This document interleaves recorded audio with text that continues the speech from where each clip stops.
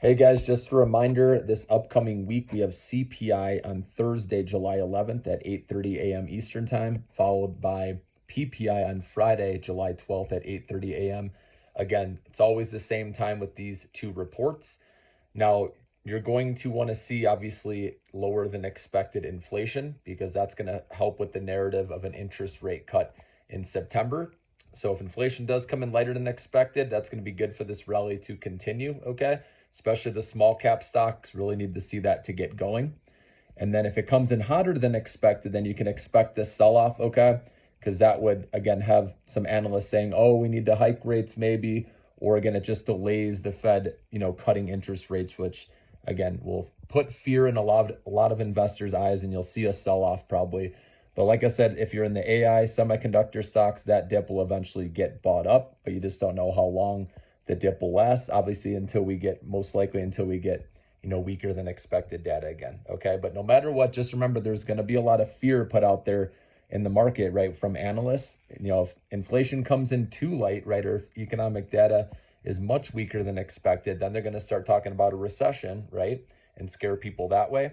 Or if it comes in hotter than expected, right, then they're going to say how, oh, we need to hike rates and how, stocks could fall that way, right? So either way, just be prepared for that. But the nice thing, remember, if you're playing these AI stocks that I've been hammering home since 2 years ago, right, to buy these semiconductor, AI stocks, okay, like Nvidia, like Micron, a lot of different ones, as you know, Microsoft, right, Apple, Google back in the day, okay. But just know that in good economic times, and companies have to invest in AI or they'll get left behind. And then if in bad economic times, let's say a recession does happen, companies need to cut costs, right, to stay alive and keep their operations lean. So they have to let staff go and deploy more AI so they can still stay productive while saving money. And that's why I always say, come back to this point.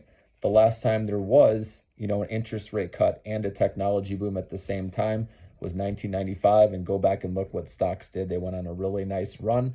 And the small caps, from 1999 till about 2007-ish or something like that, outperformed the market. So that's what's possible if an interest rate cut does happen. Again, I believe it's going to happen at some point this year. Doesn't matter when to me, but I do believe it will happen. And once that happens with the AI boom that's taking place right now, that's where we'll see the small caps really get a lift.